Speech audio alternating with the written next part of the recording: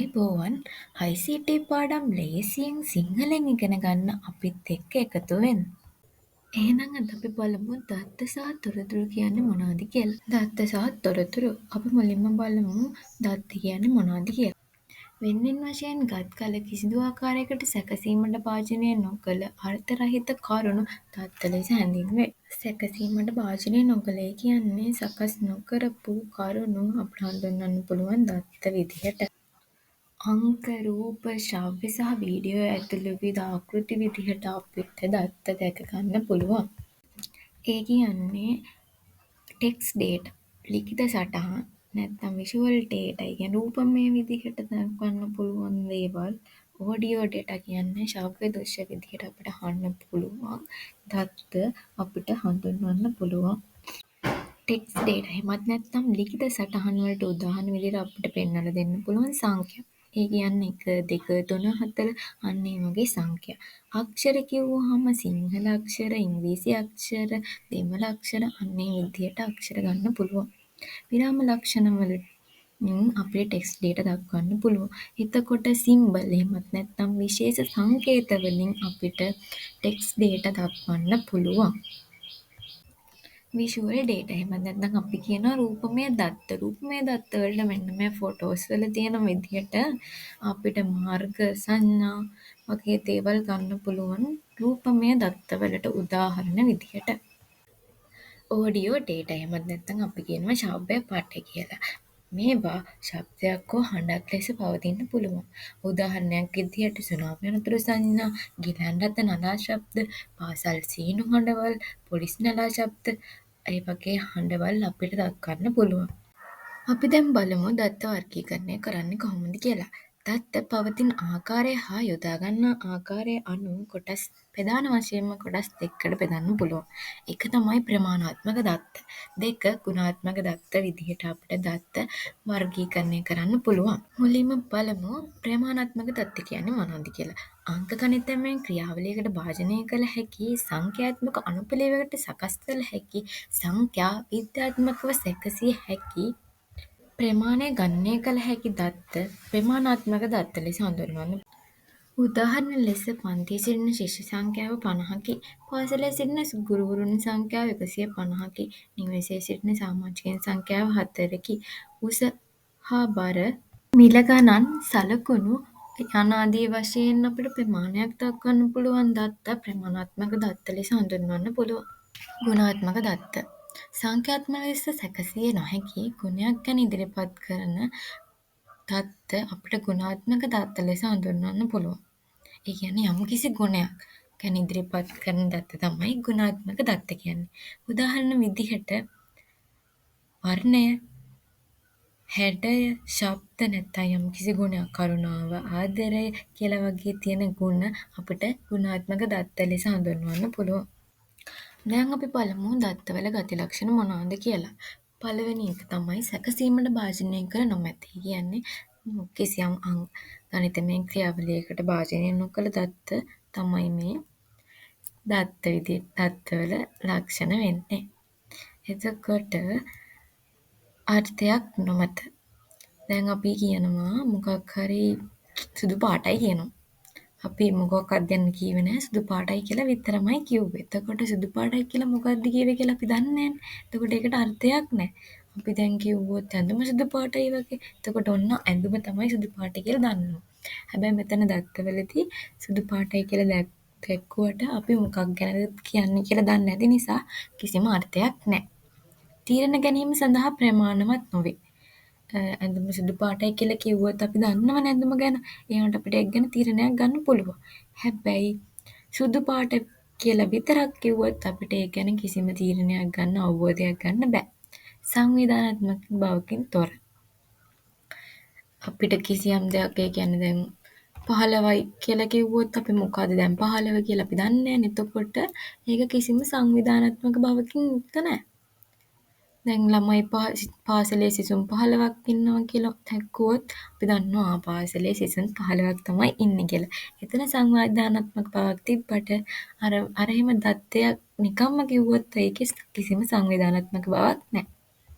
මේවා තමයි දත්තවල ගති ලක්ෂණ. අපි දැන් බලමු තොරතුරු කියන්නේ මොනවද කියලා. අර්ථාන්විත ආකාරයට සකස් කළ අදාළ පුද්ගලයෙකුට අර්ථවත් වන ලෙස සකස් කරන ලද දත්ත සමූහයක්. සරලවම කියනවා නම් අර්ථාන්විත සකස් කරන ලද මූලික දත්ත කිසියම් ක්‍රියාවලියකට භාජනය කරලා තොරතුරු ලබා ගන්නවා. එනම් මූලික දත්ත සකස් කිරීමෙන් ලබා ගන්නා අර්ථාන්විත දත්ත තමයි අපි තොරතුරු ලෙස හඳුන්වන්නේ. උදාහරණ විදිහට වැටුප් වාර්තා, ආදායම් වාර්තා, පතු වාර්තා, ප්‍රගති වාර්තා වගේම අද දින කාලගුණ වාර්තා වැනි වාර්තා මේ තොරතුරු අපිට තොරතුරු ලෙස හඳුන්වන්න පුළුවන්. තොරතුරු වල ගති ලක්ෂණ අදාළ බව, සම්පූර්ණ බව, නිවැරදි බව, ප්‍රමාණවත් බව, විශ්වසනීයත්වය, කාලීන බව. අදාළ බව විදිහට ගත්තොත් අපි දැන් තොරතුරු විදිහට උදාහරණ විදිහට ගත්ත අපි වැටුප් වාර්තා. වැටුප් වාර්තා කියන්නේ යම්කිසි ආයතනයක සේවකයින්ට අදාළව තියෙන වාර්තා තමයි වැටුප් වාර්තා විදිහට හඳුන්වන්නේ. එතකොට දැන් අපි ඒ ආයතනයේ වැඩ කරන සේවකයින්ට විතරනේ වැටුප් වාර්තා හදන්නේ. වෙන ආයතන වලින් ණයට අපේ ආයතනේ හදන්නේ නැහැ. එතකොට අන්නේ අදාළ බව තියෙනවා ඒ වැටුප් වාර්තාවල. අපි මෙහෙම උදාහරණයක් ගමු. ඔයා FB එකේ හරි YouTube එකේ හරි මොකක් හරි පෝස්ට් එකක් දැකලා යාළුවෙක්ට ගිහින් කියනවා මෙහෙම කෝස් එකක් තියෙනවා මේ කියලා. ඉතින් දැන් යාළුවත් එක්ක කෝස් එක කරන්න දැන් හදන්නේ. ඒ වුණාට දැන් ඔයා දැනගෙන ඉන්න ඕනිනේ. ඒක තියෙන්නේ කොහෙද? එතකොට ඒක තියෙන කාලේ දැන් ඒක ඉවර වෙච්ච කෝස් එකක්ද කවුද දන්නේ. එහෙම එකක් නම් ඒක ගැන තොරතුරු හොයලා වැඩක් නැහැ. නැත්තම් යාළුවට කියලා වැඩකුත් නැහැ. එතකොට අදාළ බවක් තියෙන්නත් ඕන. එතකොට කාලීන බවක් තියෙන්නත් ඕනේ. අපිට ඉස්සරහට තියෙන කෝස් එකක් නම් ඒකට අපිට ජොයින් වෙලා කරන්න පුළුවන්. හැබැයි පස්සේ තියෙන ඉවර වෙච්ච කෝස් එකක් නම් ඒකට සහභාගී වෙන්න බෑනේ. එතකොට නිවැරදි තොරතුරු අපි හොයාගන්න ඕන. සම්පූර්ණ බව දැන් බාගෙට තොරතුරු මෙහෙම කෝස් එකක් දැක්කා කියලා අපි ගිහින් මේ යාළුවට කිව්වොත් ඒකේ කිසිම සම්පූර්ණ බවක් නැහැ. ඒ කියන්නේ කිසිම තොරතුරක් දන්නේ නැහැ. ඔයා ගිහින් කියනවා යාළුවට මේ මෙහෙම කෝස් එකක් දැක්ක ඒක කරමු කියලා. හැබැයි ඒක තියෙන තැනක්වත් ඒක කරන්නේ කොහොමද? එහෙම කිසිම තොරතුරක් දන්නේ නැහැ. එතකොට ඒක විශ්වසනීය තැනක් වෙන්න ඕනේ. කියන්නේ කට්ටිය ඒක ගැන හොඳ කියලා තියෙනවද? එතකොට ඒ වගේ තොරතුරු හොයලානේ අපි දෙයකට ජොයින් වෙන්නේ. අන්න ඒ වගේ තොරතුරු වල ගති ලක්ෂණ ගොඩක් තියෙනවා. තොරතුරු පද්ධති පද්ධතියක් යනු පොදු අරමුණක් සාක්ෂාත් කර ගැනීම උදෙසා ආන්තර්ක්‍රියාකාරීත්වයෙන් යුතුව ක්‍රියා කරන සංගණක සමූහයක එකතුවක් අපිට පද්ධතියක් විදිහට හඳුන්වන්න පුළුවන්. දැන් මෙතන ෆොටෝස් වල තියෙන විදිහට මිනිස්සු වල හැදලා තියෙන ගොඩක් පද්ධති වල එකතුවක් විදිහටනේ. අන්න ඒ වගේ තමයි අපිට තොරතුරු පද්ධතිත් හැදලා තියෙන්නේ. එතකොට මේ ගොඩක් කම්පෝනන්ට් වල එකතුවක් විදිහට තමයි අපිට පරිගණකයක් ගන්න පුළුවන්. අන්න ඒ වගේ එකට එකතු වුණු සංගණක සමූහයක එකතුවක් අපිට පද්ධතියක් විදිහට හඳුන්වන්න පුළුවන්. අපි මුලින්ම බලමු තොරතුරු පද්ධතියක් කියන්නේ මොකක්ද කියලා. දත්ත ආදානය කර ගනිමින් ඒවා සැකසීමට භාජනය කිරීමෙන් අනතුරුව තොරතුරු ප්‍රතිදානය කරන පද්ධතියක් තොරතුරු පද්ධතියක් ලෙස හඳුන්වයි.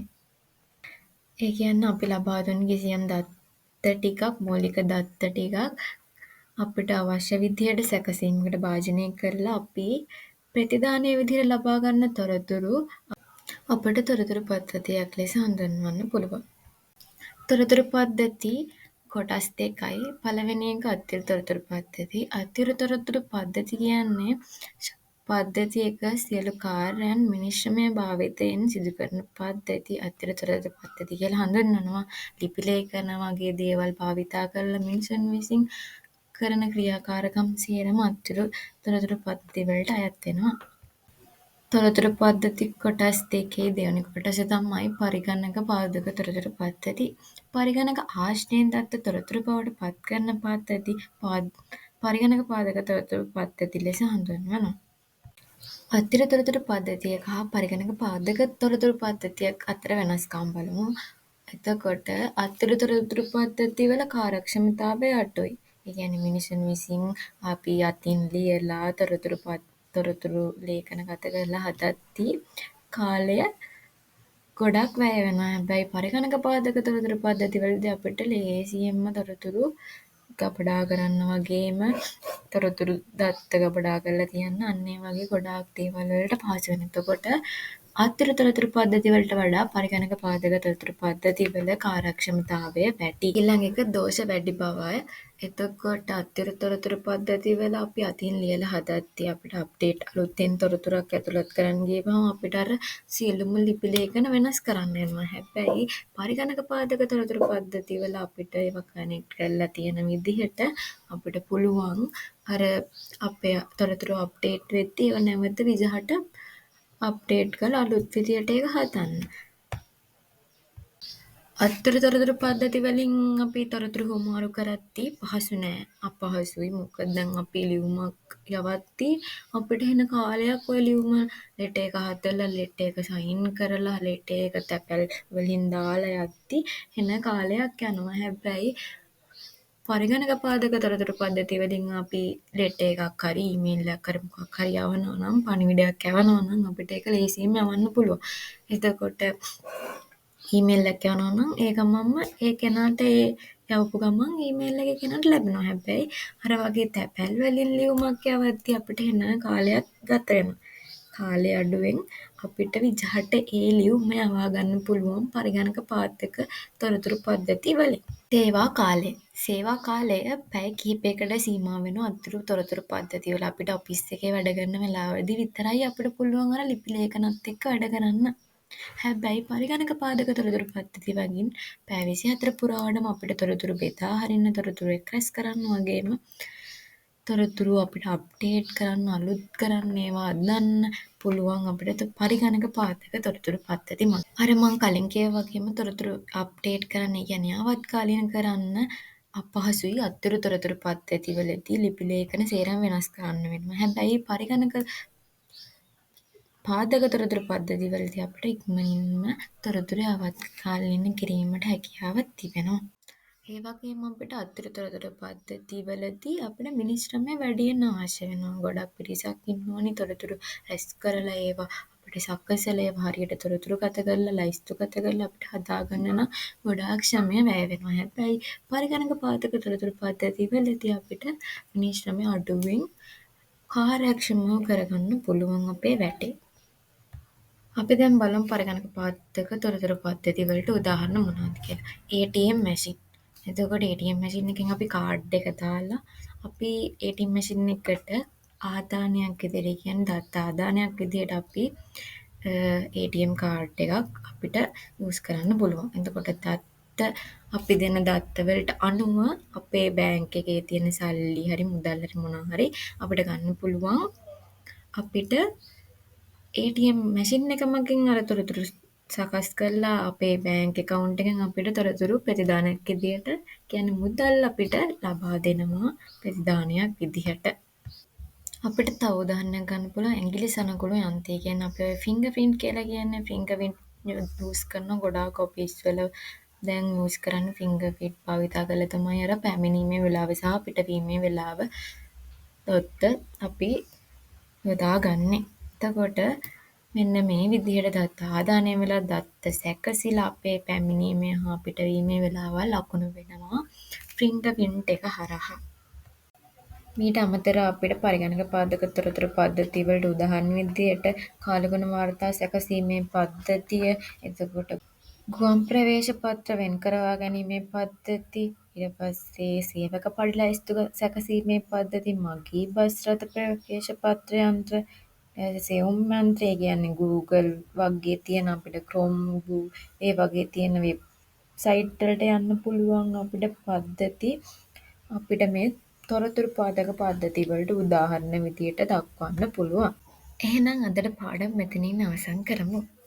ඔයාලට මේ වීඩියෝ එක වැදගත් කියලා හිතෙනවා නම් ලයික් කරන්න, සබ්ස්ක්‍රයිබ් කරන්න, බෙල් අයිකන් එක ඕල් දාලා මගේ වීඩියෝ එකක් ඔයාලම ගාවටම ගෙන්න ගන්න.